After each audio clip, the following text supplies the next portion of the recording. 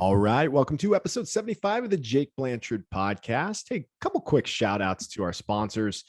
Stream to See is an all natural mineral based sunscreen and personal care product line. They're voted number one by Rolling Stone magazine in that category of mineral based sunscreens. You can use the code JBP at checkout, get yourself 10% off of everything on streamtosee.com. So go check them out.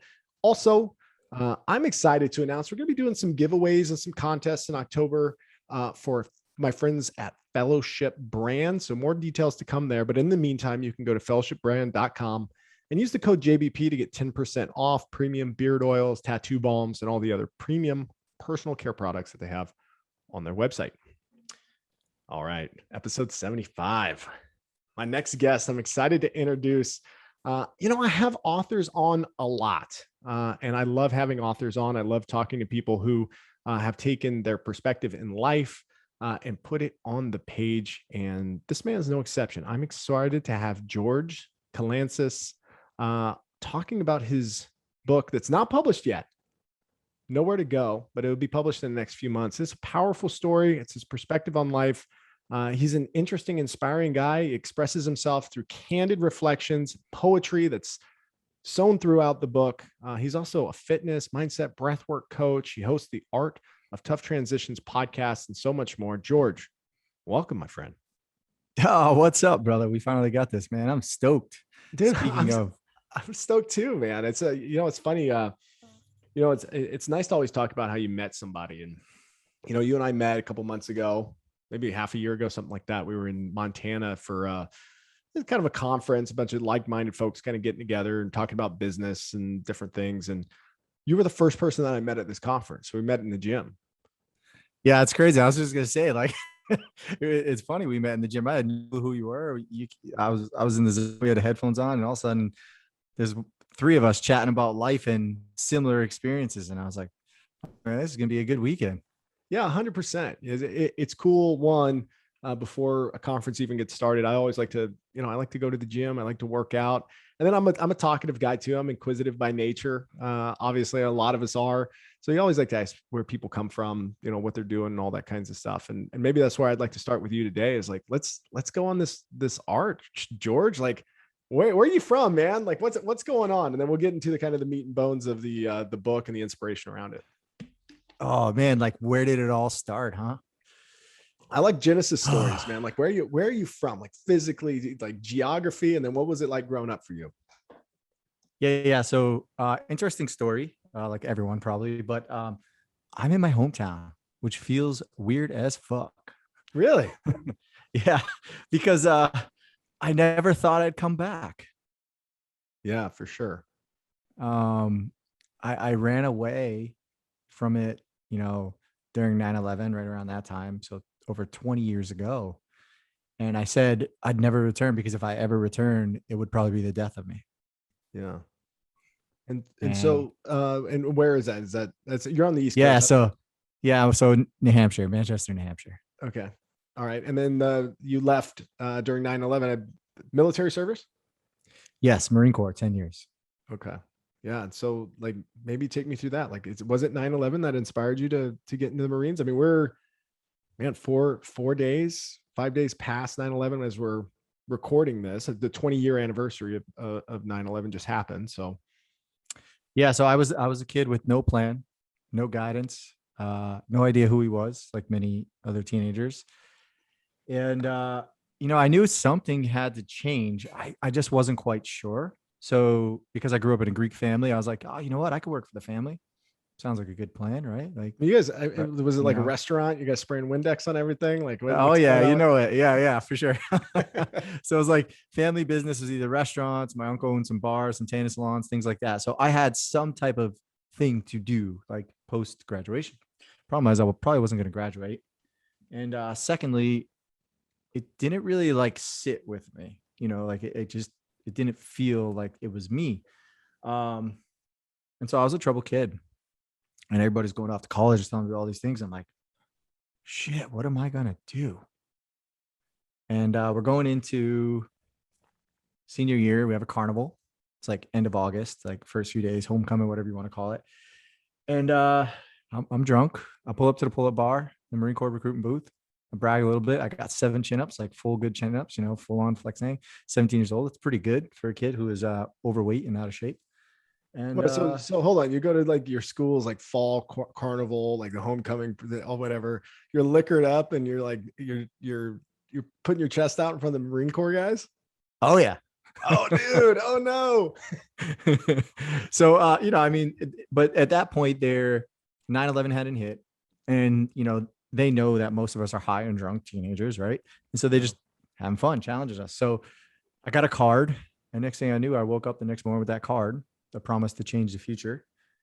And I kept that card in my pocket. I'm not really sure why.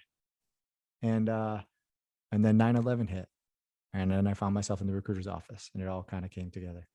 Wow. And so did you kick the tires on other branches of the military, or was it just that one conversation with the Marine recruiter was like, this is what I'm doing? It was just that one conversation. And it wasn't enough for me to be any other branch. And the backstory is that because I felt like I wasn't enough. So I had to prove to my dad that I was enough. Yeah. I was listening to a thing. A friend of mine sent me a link to this guy online. His YouTube channel is called The Fat Electrician. And he reviews like different branches of the military and different things. The guy's hilarious. And he goes, there's only 2 branches of the military. There's the Army and the Navy. The Air Force is a corporation and the Marines are a cult. And he says that in like a really respectful way, but he said the Marines are the only branch of the military that PETA asked to stop drinking Cobra blood. So it's a bunch of savages out there in the Marines. So like you did 10 years. Like what was that like? I mean, you did training and then you went overseas. You're in a sandbox for a while. Like help me understand that. Yeah. So, any branch, you got to enter the branch. You got to take a little like abs fab test, like basically to see where you're at on a mental level. And so I scored pretty high. And so I chose the air wing, and it was air traffic control. And I was grateful for I did that because it's a great job. And so my friends chose infantry. And so we had a battle at first, making fun of each other. And within 2 years, my friends were off to war right away. And I was in school training to be an air traffic control because it's a strenuous process. It's a long process. Yeah. It takes about a year or so, maybe even longer. And I got the call when I was at the rifle range preparing to go overseas from my best friend's mom, who had just got killed by a roadside bomb in Iraq. And so that was my initial like, this is real. Yeah, this wasn't what I thought it was going to be. And I was chosen to escort him home. So, I got there, we got his body safely home and things like that. And that moment was never the same for me because I hid. And so I ran overseas. I guarded American embassies for 3 years after. I got an awesome duty. And during that time, I acted as if his death didn't exist, complete denial on the 5 stages of grief. And I partied, I drank, and manic episodes of depression and all of the things. And after 3 years, I was sent home. My last station was Brazil, Rio. Sent home, diagnosed with major depressive disorder at 23 years old, 23, 24 years old. And life was different after that. I kept fighting it. I went to Iraq. I went to Afghanistan. And around year 9, coming home from Iraq, right before we went to Afghanistan again, it all caught up to me. I got a DUI. And then it was my choice to sit with everything that I was avoiding, the problems with addiction, the depression, take care of that, deploy to Afghanistan, and then get out of the Marine Corps. And that's what I did.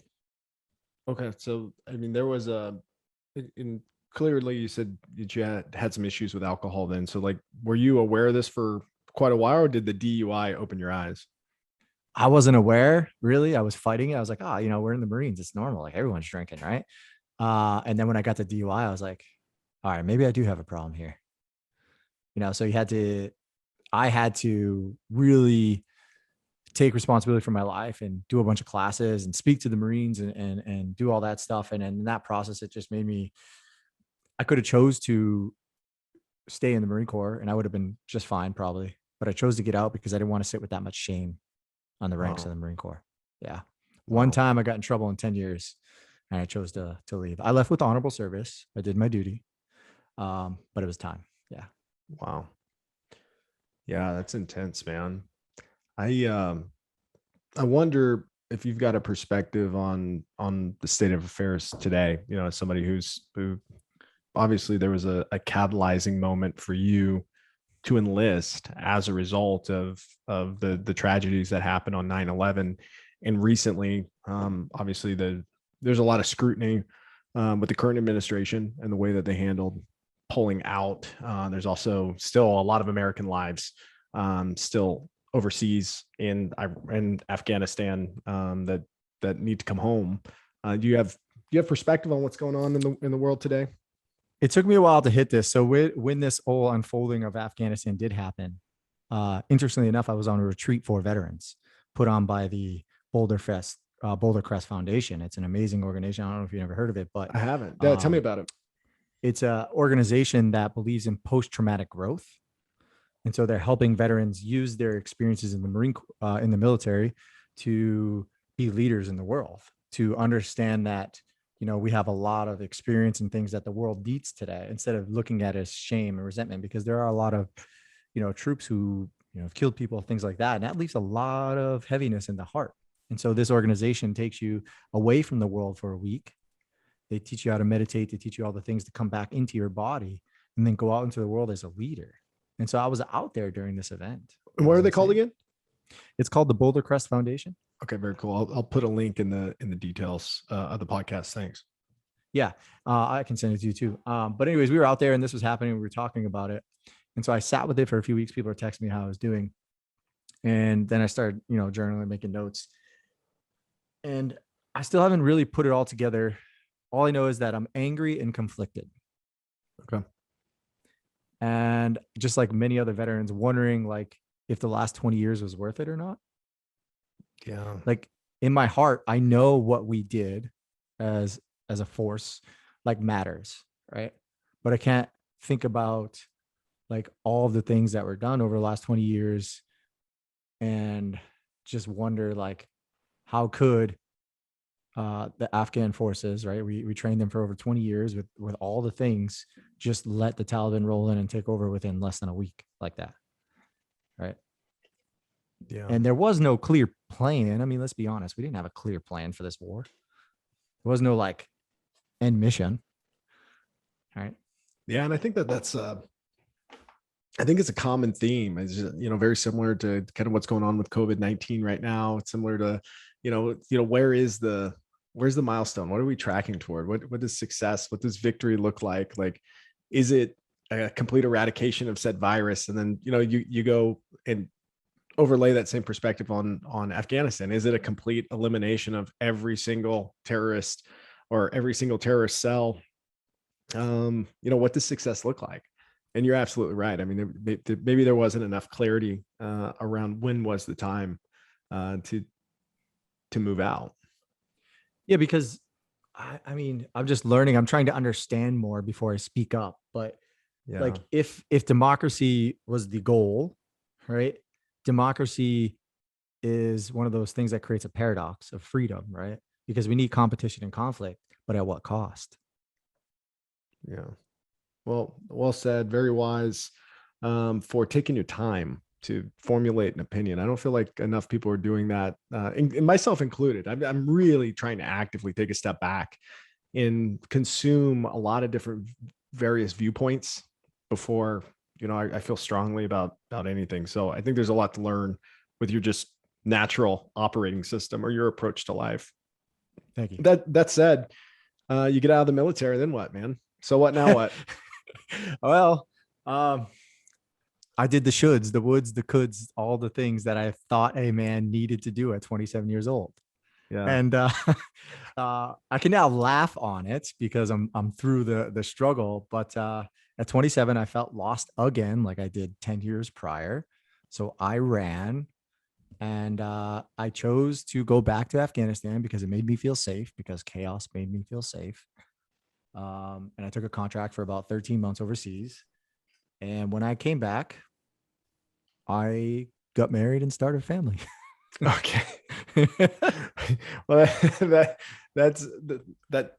that progressed quickly. I mean, were you dating during this time, during these 10 years of deployment, or did you get back and then you found somebody and had a kid with them? Yeah. So I got out of the Marine Corps. I never was really in a solid, like a long-term relationship in the Marine Corps. I got out, I found this amazing girl, right? First one that was like maybe genuinely curious about who I was, didn't know who I was, what my history was. So that like kind of excited me. And so we dated and then we stopped dated and then we dated because we met again. And then it was like, we took off. And then I was like, well, I'm going to Afghanistan in a few months. She's like, I'll wait for you. I was like, cool. This sounds awesome. Like if you can wait for me, then that's gotta be love. Yeah. And so we did that, and then during that time I got R&R and we traveled the world together and did all the things. And I came back and asked her to be my wife. That's awesome, man.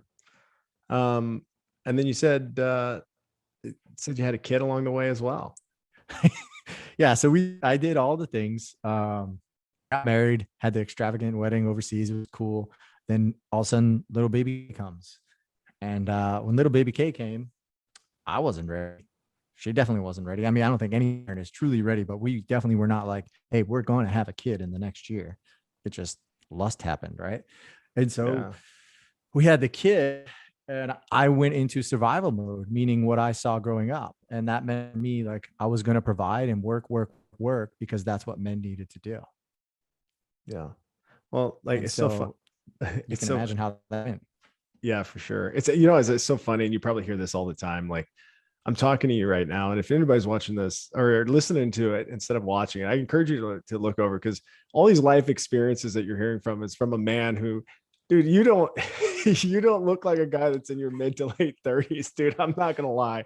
Like whatever fountain of youth thing that you've got going on in your neck of the woods, like keep drinking that. Holy smokes. Yeah, thanks, man. I know it's crazy to think I'm 37. I actually got my first. I'm wearing the hat, so I can't see it, but the gray hairs are coming in. Uh-oh. I'm starting to get that same thing too. I'm in my mid 30s and I'm starting to feel it as well. Dude, so how is it being the girl dad? It's amazingly beautiful, challenging, and all the things, right? And How old is your daughter now? She's 5, and she saved my life for sure. Yeah. Wow. 5-year-old daughter, man. There's an Irish proverb out there. It says a daughter outgrows her father's lap and never outgrows his heart. It's a powerful one, man. It's one that I reflect on a lot. I've got a 5-year-old daughter as well, so we're in the same camp there, and an 8-year-old son, and I think about that all the time, man. Just watching them grow up and the smiles they can give you, the perspective they can give you. It's pretty incredible. Dude, we went on our first hike together at the end of the summer, right before Labor Day weekend. 90 degrees, like it was a good challenge, but not like a 5,000 footer, right? It was maybe like a 2,000 footer. But for a little 5-year-old who's never hiked up a mountain before, it's legit. Yeah, it's legit, right? It could take me and you an hour and a half or so, whatever. It took us a few hours, and I could, as the path started to turn to steeper rock, I could see she was getting scared and, she's getting frustrated. So I just took her hand and I told her, like, Daddy's afraid of heights too. It's okay. And I said, remember, you're brave and strong and you can do this. Daddy won't tell you to do anything you can't do. And she's like, you said can't. We can't say that word. Because I've been teaching her to watch her words. And so we were walking up the mountain and, we'd stop and take breaks and encourage her, let her eat, take a rest. And when she got up on that rock, I mean, she literally climbed the rock herself. She looked behind. She goes, I did that. I said, yes, you did. She goes, no, I did that. Like whispering, like to me. Yeah. And I was like, yeah, you did that. And she was like so happy. We sat up top, ate a peanut butter sandwich together.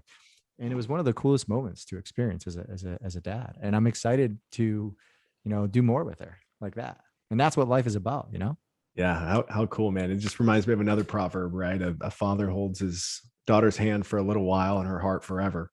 And again, like, there you are holding their hand on the top of the world, looking back down, man. It means the world to me. I love reflecting on parents' relationships with their children, especially inspired parents that are actively, intentionally being parents. So, very cool, man. And so you're a fitness guy too, right? I mean, you're somebody who, where'd you find fitness along this journey? And then you actually built a pretty successful fitness coaching franchise and some other things. So let's talk a little bit about that. Yeah. So I guess that starts when I was a teenager, kind of figure out what I wanted to do. I played sports, but I wasn't good at it. But inside that, like, drove me nuts. Like, you're either good at sports or you're not, right? Like there's talent that you need. I didn't have that talent, but I had that hard work ethic. right? And so when I got into the Marines, it was my choice and chance to really like get into it. And I did. At first, it was a little slow. Like I didn't like running, okay, you know, stuff like that. But when I left the Marine Corps, like nearly having a perfect physical fitness test, which is 300 points, it's 20 pull-ups, running 18 miles in running 3 miles in 18 minutes, and then doing, you know, crunches, which is pretty easy. Like that, like sparked something inside of me. Like, holy crap, like this body's a machine, right? Yeah. And so in the Marine Corps, I just really got into it and, you know, started lifting and running and doing all the things. And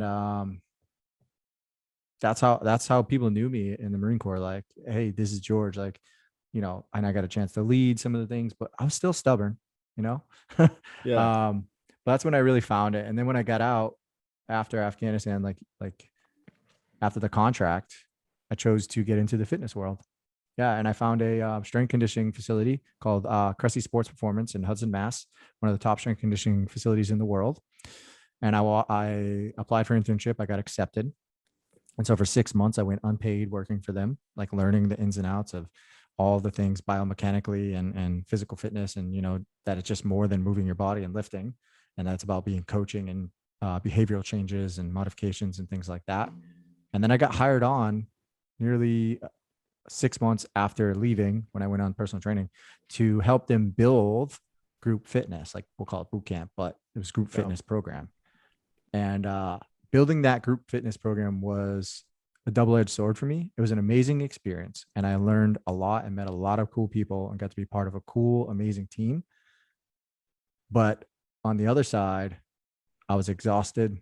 I didn't know how to talk about how I felt and all of the things that led to possibly the downfall of who I was. Right. Wow. Yeah. So then you did that for, I mean, you're still a physically active guy though. Like, what do you do? What do you do today to stay fit? I mean, take me through that. I'm always curious about what people are doing. Like, are you like, I do 100 push-ups in the morning and eat raw eggs, or like, what's your go-to? You know, I used to be like Jocko and get up first thing and just rip it, right? Because it's just like, yeah. But what I found about myself, and here's something interesting. You tell like when you notice like triggers and patterns. I was working out first thing in the morning, not because it made me feel good, but because I was running from the things I needed to feel. Make sense? I was using my body as a machine. And so for anybody who's listening to this, that doesn't mean that I'm not saying like movement and fitness first thing is not the best thing. It's actually amazing. But for me, instead of learning how to feel the things, I down cups of coffee, pre-workout first thing, hit the gym, and then go right into coaching others. So my nervous system was constantly jacked up. I don't do that anymore. Yeah. You kind of take your time, like you ease into the day. Yeah. So I start the day. I wake up at anywhere from 4:45 to 5:30, depending on the day. I try to keep it consistent. And then I start the day with a like hydration cocktail. It's usually like Himalayan salt, a lime juice, or it's like an electrolyte of some kind. Down that, sit down, do some meditation in silence for about 20 minutes. And just sit there, let all the things come. It doesn't matter. Whatever comes. Just get rooted. Just let the voice come to you. Yeah, man. I let it all come. And then after that, I sit my ass down, journal a little bit on the thoughts just to close the loop.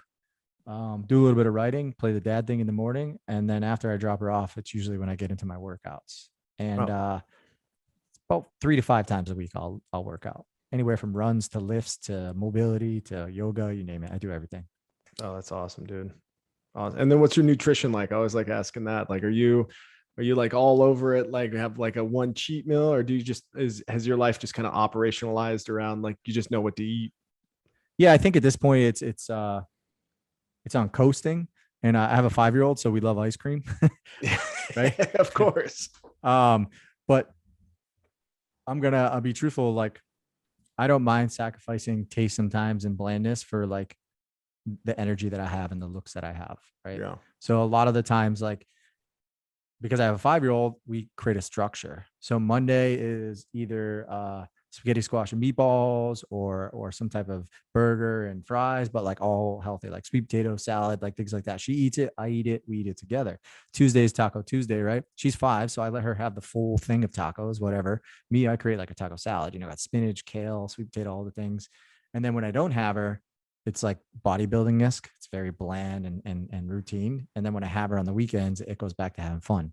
So it's a very strategic cycle that at the end of the week, it's almost evens out to where I'm able to sustain what I have. Right. Yeah. That's awesome, man. Yeah. Thanks for entertaining that, that, Yeah, that it's deeply crazy personal nutrition question there. well, everyone's different, right? And I Yeah. realized a few years ago, after I did my bodybuilding contest, I was like, I never want to do this again. It was miserable. Sure, I won, but I want to be able to enjoy life. So one thing I just made was I cut out alcohol and tried to limit as much dairy in my life. That's it. Yeah. So did you eliminate alcohol out of your life for physical fitness reasons, or was there I mean, you mentioned the DUI before. Was there kind of a dual purpose there? It definitely wasn't for fitness. So I hired, I don't know if actually you do know him, Trevor Bowen. Yeah. Yeah. So I hired him as a coach, as I needed someone in my life to really kick my ass and to get me back to my balls. And he said, to work with me, you gotta cut out all the distractions, sex, all the things. Right. So like, these were the biggest things in my life. And I said, okay, cool. I could do that. Alcohol was the easy thing. All right. Sex, not so much. But anyway, so I cut out alcohol, and it was originally supposed to be 90 days. And I was like, cool, 90 days will teach me like what to do. And then at the end of the 90 days, I realized like I don't even need it. Right. Because when I was using it, it was a binge drinking. And I don't know if you're familiar with binge drinking, but it sucks because you can go weeks and weeks without it. But when you do it, you do it hard. And it put me under the table for a while. So I just chose to stop. Oh, very good, man. Very good. I always like to pry a little bit. So, hey, let's talk about this book. Let's talk about the inspiration for writing it. It's, you sent me a digital copy of it to preview, and I read through, and I walked away going, wow, like I love, one, how candid you are, how much of an open book you are. I found myself like getting a window into your world, but constantly reflecting on my own. And the way that you incorporate poetry into this it's not like anything that I've read from like a personal development type thing, even recently at all. So like, maybe take us through kind of like the structure of the book and what you're excited about and when it's coming out, and just give us a lay of the land here. I'm going to take a breath first. Yeah, for sure, man. So here's the backstory. I had no clue that this book would come to life. I originally wrote a book for veterans to prevent veteran suicide. And that was called Fathers of War. And this is the backstory. It came from a successful coaching platform that I was running at the time online. And I was coaching veterans and, getting them back into shape and all the things like that, and getting them mindset and things like that. I was like, man, there's something here. So I started writing experiences. It produced the system, all of these things. But as you said, you've probably interacted with a lot of military. Sometimes those books tend to be very rigid and structured and all those things, which the world needs, which it's amazing. But I knew I had more. And so I called one of my friends and mentors, John Romanello, New York Times bestseller, master copywriter, amazing fitness coach, all of these things, right? I said, dude, I need some help. I wrote a book, but I'm not really sure about it. Like, is it a book? Like, is this the story I want to tell? He goes, dude, let's do a consult call. So I ponied up one of the largest investments I made to hop on a 3-hour call with him, which you can imagine it was a few $1,000s. Yeah. And we sat down and broke the book down. And at the end, he made me realize that wasn't the story that I was born to write. That was the story that gave me confidence to write. Ooh, and so that's a powerful distinction right there. Say that again. Yeah. So anybody listening to this who wants to write, who's aspiring to write, the old story before the one that you are going to see in a few weeks was the story that I wasn't born to write. It was the one that gave me confidence to write, confidence to become a writer. Right. And so that's exactly what he showed me. He broke it down. He's like, cool, man, you could use a little bit of this, you could use a little of this, but this is not what you want people to know about you. You don't want to you can tell that story without telling that story. And so I put it in my drawer. I never seen it again. And I gave it a little bit. And Traver challenged me to write about my feelings. And I was like, fuck feelings. Like, no, fuck that shit. I'm not going back down that road. And he's like, dude, your heart can only heal your heart, man. What other choice do you have? And I started writing. Wow. Okay. So then like tell us about the book, man. I'm fired up. Yeah. So the book, Nowhere to Go, which launches on September 28th, which is a few weeks away, is a compilation of my life in the form of poetry and essays. And the reason why I wrote it like this is because I don't want the book to just be something that sits on the shelf of others and to just sit there and collect dust. I wanted to inspire change. Yeah. Right. And the way that we show up into the world, the way that we view ourselves, because so many of us are running from place to place, right? From the things that we need to feel, right? Maybe we're disguising relationships, careers, addictions, you name it. And while we're running, we're not even realizing that we're taking away from who we are, like our true selves. So in order to really create that life that we desire, the law of attraction, whatever everybody talks about, like we have to be able to accept ourselves first. And in this place of acceptance, we see that there is really nowhere to go because the same result for me, you, and everyone else listening is death. Wow. So in this then is a shining the light on having that internal dialogue, then having that conversation with self and assessing your current state. Yes, it was written during the darkest days of my life to help readers understand that those struggles that they face, I'm not talking about like, the wars out there, the rapes, like all those things. I'm talking about those perpetual patterns that that you keep facing over and over and over. The only way that you can overcome those things is by learning to face yourself first. So then where does the influence of poetry come into this? Is this something that you explored as you were writing, or have you always done some kind of prose or poetry or some kind of expressive writing? I never knew about poetry really before, man. Like this is like my words came straight from the heart into this form of poetry that people were telling me about. And I believe that like poetry is a way to save the soul, like to make way for the soul's true calling. And so words saved my life. And so because I'm so strong with words and I believe in them so much, I put them in the book to help others connect to their heart themselves. Wow. Yeah, one thing a lot of people don't know about me is when I went to college, I was actually an English major for my first couple of years, and that I was very interested in studying poetry, specifically poetry that was written during World War I and World War II in Europe. Like I was, there's not a lot of it, so you could become an expert in it, and it's the kind of pain that it exposed, the raw nerves as a result. It's just got so much. It was just so interesting to me, and I studied kind of Western literature and things like that for my first 2 years of college. I was really interested in, and that shifted things over to business. But it's an itch that I haven't scratched in about 15 or 20 years. And your book spoke to me though, man. The passages, some of the passages I came across, I'm like, man, I think I'm underselling my own self-expression and not allowing words to flow through me in more of a freer form, because there's a lot of weight to it, especially in the way that you phrase things. Yeah, thank you. And there's something Francis Weller, I've been like listening to a lot. He speaks a lot about the soul and the journey of and things like that. And he brought up an interesting story. Like, so if we look at history, like you said, and we think back to like Spartans, right?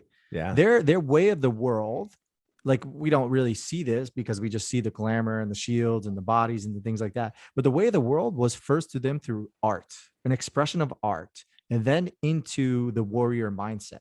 Like this was all developed as like a triangle of life, right? So it was like their spirit, their soul, their mind and body, like all those things.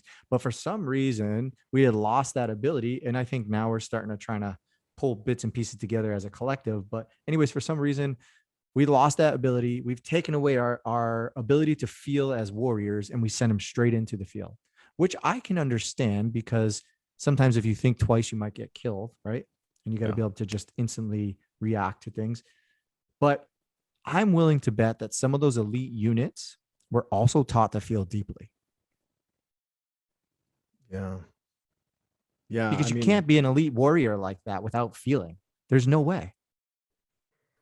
of course. And then having experiences like that, like war, like being a part of, say, a regime, the rise or the fall, or the travesties that men and women can commit to men and women, and surviving on the other side of that, how you pass that feeling or emotion, how you convey those things, I think are limited when you have to abide by the sidelines that, traditional literature, you're not, you're not going to inspire, well, maybe you can through like APA or MLA format or whatever it is, but like there's just so much more freedom in your words when you choose that medium. So it's very interesting. Yeah, you know what's crazy is next month I'm going out on a vision quest in Death Valley. Oh, okay. I'm glad you're not doing it in the summer, man. Um, It's pretty hot out there. no, I know it's at the end of October, right? We looked at the weather, things like that, and it's guided, obviously. But for 4 days out of the 11 that I'm out there, I have to do a fast all by myself. And so I've been doing this thing in life, right? Just like probably many of us, it's like, what comes next? What comes next? Yeah. What comes next? And I'm choosing for the first time in 37 years to say, like, I want to be able to choose this path. I'm not reacting to life anymore.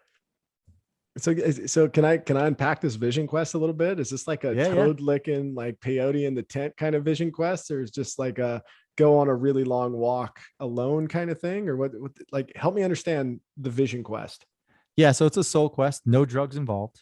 I love it. Uh, we're with a group of men. There's 10 of us that are going on the fast together and like 6 guides.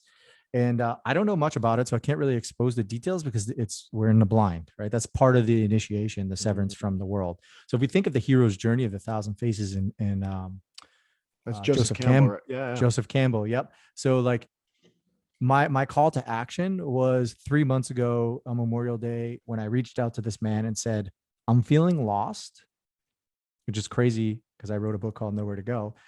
Anyways, I'm Yeah. feeling Well, it's lost. all it's all Yeah. self-reflection, cyclical, leveling up. Like I 100% get it. So I'm feeling lost. I don't want to get completely attached to this identity of an author. And Mm. this is the first time in my life that I want to make a choice to change and to figure out who I am. And so that was the initiation for me. That was like my call to action. And now I'm slowly stepping through that cycle. I stepped into the unknown by committing to the process of paying for it. And then when I go out to the desert, that's like the detachment from the world itself. And then slowly through that cycle, I'll come into the belly of the whale and all the things, meet the mentors, and then come in back to the world as someone who could be fully connected to my spiritual experience and to be able to share it. So let's reflect then. I'm so excited that you're just kind of building on, right? This is you've built a great foundation, right? You're sharing your perspective with the world. You're building onto all this as a human. Like, talk about the skins that you've shed and just kind of like reflecting on where you are today versus maybe where you were 3 years ago, 5 years ago, those types of things. And, outside of this vision quest, like, what are you fired up about for life, man? Yeah. So I'm most so shed in layers. I've shed so many. It's like really hard because I feel like the snake skin is dissolved into something. But if we look back 3 years ago, 2018, around May, Mother's Day is when I realized my life wasn't going to be the same. All right. That's when I realized the women I thought I was going to spend the rest of my life with want nothing to do with me. And I headed out to Florida to my cousins to spend a week with him, reflect, come back and stuff like that. And so I did everything to hold on. In that process, I was wearing all the masks. I was a hardened Marine, didn't let anyone know what was going on. I had the successful 6-figure fitness business, all the things, while my life was literally falling apart and I was dying inside. Brought me to the next year when I left my house, thinking that by having sex with more girls, getting into drugs and all the things would help me heal, which in turn it didn't. And that led me into a depressive period to where I had no clue who I was. And I was forced with so much shame that I wanted to take my life. Luckily, I didn't. And that brought me into the forefront where I had to face and not even fight with my demons, but to accept them, like legitimately accept them, that they're sitting right here next to me while I'm talking, and acknowledge that every morning I wake up, there's a motherfucker trying to take my life and say, like, you need to stay here, like in this darkness, like you're not worthy, like you're, all the things, like, so I can feel all the things. Right. And I like basically have a little conversation with the motherfucker. I was like, I put my feet on the floor. I'm like, cool, man, I'm alive. I got you. What do you want next? All right, I'm going to stand up. I'm going to make my bed. I'm going to go drink some water. I'm going to sit down. I'm going to feel you some more. And like, have this, it sounds like crazy shit, but like, I have this conversation with this dude, and every time I feel it. And then when it's too heavy, I do two things. Well, maybe three things. I do breath work, I move my body, or I write. Yeah. Yeah. It's to have an adversarial relationship with your internal dialogue is difficult, I imagine. I've gotten glimpse of that in my life. Like sometimes you don't realize, there's that me, myself, and I, right? Or like if you look at some of the, I can't remember the book, but they talk really early on about if you're sitting in a cave by yourself, who you're having a conversation with, the whole man in the cave thing. That other person that's living inside your brain sometimes is a little mentally ill. Sometimes he's sick. Sometimes he's uncared for. Sometimes he's ignored or has gotten used to repressing feelings and emotions and the way that they process. And I think you're right. By just having a one step at a time conversation, say, we're going to go do this. And then we're going to go do this. And I've got to build you back up so that you and I can make some healthy choices together.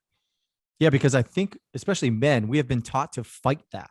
Yeah. Fight that demon, repress it, and it will go away. Disguise it, wear another mask, right? But here's the thing. I read a really good book. It's called Feeding Your Demons. And she walks through the process of like even Kobe Bryant did it, like Black Mama, give that motherfucker a name. Yeah. Right. And give him his, like, acknowledge the presence. Right. And of course I, like anybody listening, I've gotten a lot of help, a lot of therapy. Like I've learned how to do this. Do not try to do this by yourself. But when you get some help and you can finally learn that, like, who you are and where you're at underneath, and you can start to do it, like, it's powerful, because it's powerful, painful, beautiful, all the things, because you feel it. It sometimes makes you feel small, but after you work through it and you feel it, you're like, man, this is the gift of life. It's beautiful. Yeah. Well, hey man, I would be honored. This podcast is actually going to go out right around the time that your book releases. It should go out on the 27th or 28th. I would be honored if you would share maybe something from one of your poems or things from the book. And if you could share that with the listeners, and then we'll kind of wrap up here on where to find you and when and where to get the book. Yeah. So let's see. There's so many. Yeah, take your time, man. It's crazy. So the week that it's going to be released, whenever you release this to, anybody listening can actually get the digital version for 99 cents. It's a promotion that I'm doing that week. Oh, that's awesome.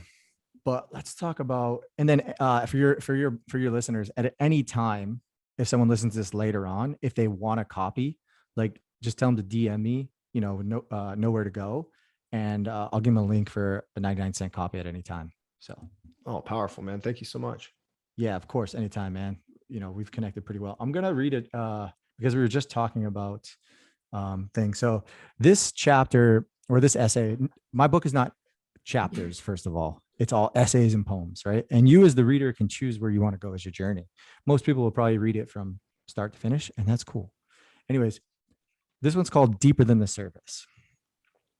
Searching for our purpose in life is one of the most demanding challenges we face as humans. Landing a dream job to make more money, saving the money we make for retirement, finding a healthy and stable relationship to start a family. The pressure we put onto ourselves to find meaning in life leads to more uncertainty and more overwhelm as our self-worth becomes attached to achievements and measured in life milestones. For over 20 years, I focused on hard work and achieving and having a stable life plan. From an outsider's perspective, my life had structure and purpose. I hit every major milestone I had planned for at a young age. It's how life works, right? Work hard, achieve your goals, you have purpose. But life is so fleeting when you are never honest with yourself. One of the hardest lessons I learned in my life came from my mentor telling me an uncomfortable truth I wasn't ready to hear. Your life didn't change unexpectedly because of divorce. It changed because you never trusted yourself. He was right. I came to the sobering realization that if I never trusted myself, why would the universe or anyone else trust me for the matter? Powerful, man. And, you know, and like I said, touching in on these different areas of the books, it does feel like a lot of non sequiturs, but it all really ties back into this overarching theme of having nowhere to go and have to face it, have to deal with it, man. Yeah. So that is, a lot of us, we don't trust ourselves enough to get the things that we say we desire, right? And so when we discover how to trust ourselves, to accept our stories, life changes. And I call this home that's like sprinkled throughout called search, right? People are searching for something they never see. But I wonder how their hearts would feel if they took a few minutes to step back and breathe. Yeah. Well, George, where do people find you? How do they get in touch with you? And again, where's the best place to get the book? Yeah, two ways. So you can find me on Instagram at _George Kalantzis. Like I'm pretty active there. theartoftoughTransitions.com is my main website, which is brand new. It's awesome. It's got my story. It's got all the book things on there. You can do that. And then the week of launch, you can get it on Amazon. And again, for anybody listening to this, you can DM me, know where to go. And I'll hit you up with a link. You can have the copy for 99 cents at any time. Awesome. And I see how often are you publishing podcasts right now? You're doing these kind of like under 20-minute, like riffing kind of things. I've listened to a couple of them. I dig them, man. You're doing a fantastic job. Like what's your thoughts around your podcast? Yeah. So the podcast is, it's about 5 episodes a month, and mostly they're on Fridays. It's called Friday Flow. And it's where I turn my revelations into ideas so you can incorporate them into your life. And then I have 1 or 2 guests per month. The idea is that if I'm feeling something heavy, other people are. Let's turn this poetry into art and make people change their lives. Well, my brother, it was absolutely awesome to share some time with you today, to learn more about you, to learn about this book. I'm excited again to hear the feedback from some of the listeners as they read. And if there's anything I can do to serve you in the short term, please let me know, my friend. Nah, man, this was a blast. I appreciate it. Thank you. All right, take care.